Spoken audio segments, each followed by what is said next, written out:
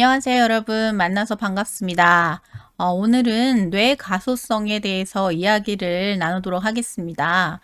요즘에 많은 환우분들이 이렇게 회복이 된 후에 뇌 사진을 찍었을 때 그 손상된 뇌 부분에 그 세포는 죽어 있는 걸로 결과가 나오게 돼요.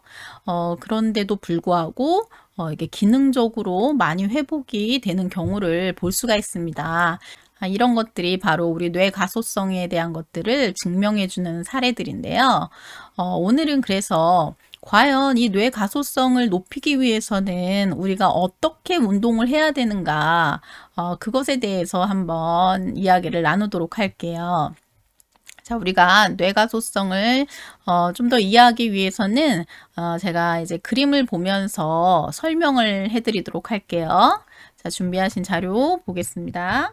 자, 우리가 뇌 가소성을 말씀드리기에 앞서서 먼저 우리가 이 뇌에 대한 이야기를 조금 해볼게요. 간단하게. 우리가 이제 재활 치료를 받거나 즉 외부에서 선생님들이 어떤 움직임에 대한 것들을 가르쳐 드릴 때 이제 환우분들이 그걸 이렇게 따라 하거나 선생님들이 외부에서 이렇게 해주시는 경우가 많잖아요. 그럴 때 보면은 어디에 뇌에 자극이 들어가냐면 그 1차 운동 피질이라는 곳이 있어요. 프라이머리 모터 콜텍스라 그래서 자, 여기를 보시면 자, 요 뇌 그림에서 보시면 요 녹색 부분 있잖아요. 자, 요 녹색 부분이 바로 우리가 운동을 할 때 외부에서 우리가 운동 치료를 할 때 이 뇌 자극되는 부분이 바로 이 부분입니다. 그래서 이 부분은 굉장히 우리가 그 교육을 받는 데 있어서 운동 치료 같은 것들 굉장히 교육에 이렇게 중요한 기능을 담당하는 곳이에요. 그래서 우리가 이렇게 재활 치료를 받을 때 이렇게 뇌 사진을 이렇게 찍어 보면은 요 부분에 이렇게 불이 들어오는 것을 확인을 할 수가 있어요. 근데 자, 요 부분이 우리 몸에 무엇을 담당하느냐? 즉 우리가 움직임, 우리 몸의 어떤 자발적인 움직임을 담당하는 곳이에요. 그런데 여기를 이렇게 싹 잘라서 이렇게 쭉 잘라서 이렇게 넓혀서 보면은 자, 우리 몸마다 그 담당하는 영역의 넓이가 크기가 다르다는 것을 우리가 볼 수가 있어요. 우리가 정상적인 사람은 몸이 제일 크잖아요. 그죠? 그런데 자, 여기 이 뇌에서 보면은 특히 손과 얼굴이 이 운동 영역에서 차지하는 비중이 굉장히 넓은 것을 볼 수가 있어요. 이 운동 기능에서 마찬가지로 얼굴, 그죠? 그 다음에 또 하나 주목해야 될 게 뭐냐면 요 이 혀가 따로 자기 영역을 가지고 있어요. 그죠? 그래서 제가 이제 말씀드리고 싶은 건 뭐냐면 자, 여기 보면 뭐가 이렇게 잘잘잘잘하게 나눠져 있잖아요. 그럼 이제 손 기능을 제가 한번 보여드릴게요. 그 전에 이거 참 재밌는 그림인데 이제 요 뇌 영역을 다시 사람의 모양으로 만들면 어떻게 되냐면 요런 모양이 나온다라는 거예요. 즉 손이 오히려 더 크고 이 뇌가 차지하고 있는 영역을 보면 이 손이 이렇게 커요. 그리고 혓바닥, 얼굴, 그리고 몸은 여기 보시면 이 몸 다리는 굉장히 어때요? 작은 영역을 차지하고 있어요. 이 운동 영역을 보면. 그죠? 그래서 자, 좀 더 자세히 한번 볼게요. 그 다음 그림을 제가 좀 보도록 하겠습니다. 자, 여기 보시면 자, 볼게요. 자, 요거를 이렇게 나눴는데 그 차지하는 영역에 무엇이 있나 한번 보겠습니다. 자, 특히 요 손가락 한번 볼게요. 손.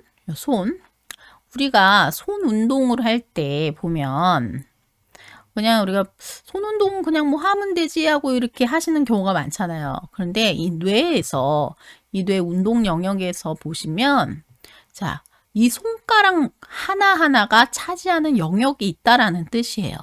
자, 엄지손가락, 검지, 그 다음에 중지, 그 다음에 우리 그 손가락까지, 그 다음에 우리 조금의 새끼손가락까지 보시면 그 영역별로 각 손가락이 다 그 영역을 차지를 하고 있어요. 그리고 요 손바닥, 이 손바닥이 차지하고 있는 영역 굉장히 조금 넓죠? 그 다음에 wrist, 그러니까 우리 팔목이 차지하고 있는 영역, 그 다음에 이 elbow, 우리 팔꿈치 쪽이 차지하고 있는 영역, 그 다음에 숄더, 어깨가 차지하고 있는 이 영역, 그 다음에 요만큼이 또 몸통이 요만큼을 차지하고 있고, 엉덩이 쪽 요만큼, 그 다음에 무릎 쪽, 그 다음에 앵클 쪽이 보세요. 앵클 쪽이 다리 부분에서 보면 앵클 쪽에 차지하고 있는 비중이 굉장히 크죠. 발목 쪽이. 자, 요거는 제가 나중에 왜 그런지를 또 설명을 해 드릴게요.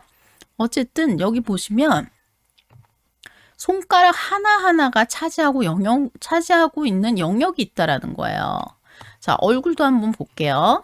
자, 여기 보면 목이 차지하고 있는 영역, 그다음에 브로우, 눈썹. 이 눈썹 이렇게 올려주고 내려주고 하잖아요.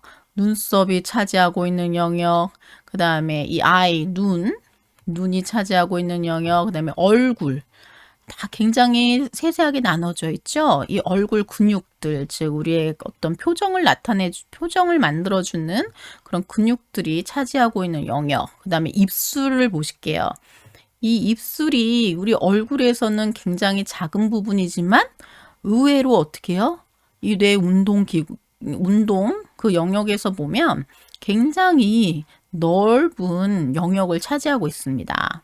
그 다음에 턱, 그 다음에 텅, 그죠? 혀는 독립적으로 또 차지하고 있고, 그 다음에 swallowing, 우리가 어떻게 삼키는, 그죠? 영역이 또 이렇게 있어요.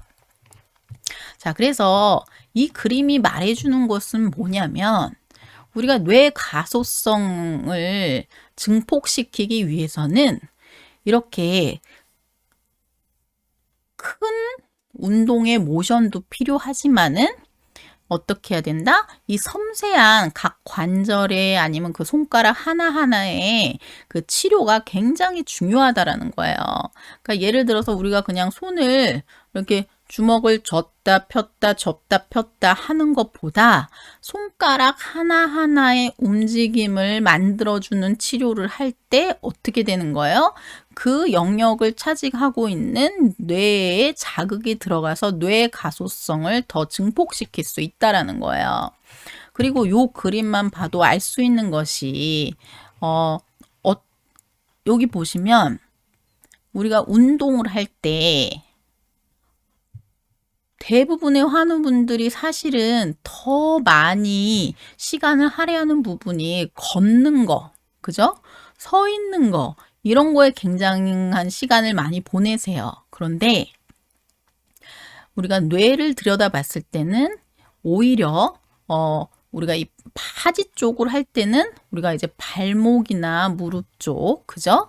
그리고 우리가 특히 전체적으로 봤을 때는 이 손 운동이 이 뇌 가소성에 있어서 영역을 봤을 때 굉장히 중요하다라는 것을 알 수가 있습니다. 뿐만 아니라 이 얼굴 있죠. 얼굴 쪽 표정을 표정을 만들어내주는 근육 운동이라던가 아니면 혀의 운동, 이것도 굉장히 중요하다라는 거예요. 자, 그래서 우리가 재활 운동을 할 때 우리가 이 그림에 대해서 여러분들이 이해를 하신다면은 너무 하나에만 집중을 하시면 안 된다라는 거예요. 우리가 뇌 가소성을 증폭시키기 위해서는 이 운동 영역이 차지하고 있는 이거 분포도를 생각하시고 골고루 운동을 하되 특히 손 운동, 특히 섬세한 손가락 운동이라던가 이런 것들이 굉장히 중요하다라는 거예요. 그 다음에 또한 우리가 굉장히 간과하는 것이 이 얼굴 표정 근육, 그죠? 우리 대부분들 우리 뇌 손상 마비가 오시면 이 반대쪽 마찬가지 마비 측에 이 표정을 만들어주는 근육들에도 우리가 이제 마비가 옵니다. 그래서 반드시 이 그림에서 보듯이 손과 얼굴이 차지하는 영역이 굉장히 넓었잖아요. 그래서 이 얼굴 표정을 만들어주는 이 운동을 하는 것도 굉장히 중요해요. 그리고 또 하나 이제 특히 이제 언어 장애가 오신 분들 같은 경우에는 이 혀 운동 이것이 또 굉장히 중요합니다. 왜냐하면 혀가 또 차지하는 그 운동 영역이 또 따로 있어요. 그래서 이제 나중에 우리가 조금 이따가 다루긴 할 거지만 특히 이제 언어 장애가 오신 분들일 경우 어떻게 해야지 또 이 영역을 자극할 수 있는 운동법이 무엇이 있는지 그 혀 운동에 대해서도 제가 다뤄보도록 할게요. 그리고 또한 이 얼굴 근육, 그 얼굴 표정 근육 운동 또한 제가 또 다뤄보도록 할 거고요. 그다음에 이 손 같은 경우에도 우리가 주로 작업 치료 선생님들이 많이 하시지만은 운동을 하실 때 팔이 마비가 잘 안 돌아온다고 포기하지 마시고 반드시 팔 운동을 하셔야 됩니다. 특히 어깨부터 그다음에 이 운동신경이 돌아올 때 이 어깨 쪽부터 해서 이제 아래로 쭉 이렇게 내려간다고 했잖아요. 그래서 이 손과 이 팔이 차지하는 영역이 거의 거의 한 3분의 1을 차지하고 있어요. 3분의 1을. 그러니까 이 그림을 제가 보여드린 그림을 기억하시면서 재활 운동을 하실 때는 반드시 골고루 하셔야 된다라는 거. 너무 한 군데에만 치중하시는 게 아니라 머리부터 발끝까지 하되 특히 얼굴 근육과 혀의 운동, 그 다음에 특히 이 손 쪽을 자극하는 운동이라던가 이런 것들을 시간을 분배를 잘 하셔서 이 뇌 가소성을 최대한 자극할 수 있도록 하시면 좋을 것 같아요. 자, 그래서 오늘은 제가 이제 간단하게 뇌 가소성을 향상시키기 위해서는 우리가 어떻게 재활 운동을 하는 것이 좋은지에 대해서 한번 이야기를 나눠봤어요. 그래서 우리가 제가 보여드린 그림을 생각하면서 우리 뇌의 이 운동 영역을 차지하고 있는 것들을 최대한 많이 자극할 수 있도록 시간 분배를 잘 하시길 바랄게요. 그러면 우리 다음 시간에 제가 또 유익한 정보 가지고 나누도록 하겠습니다. 감사합니다.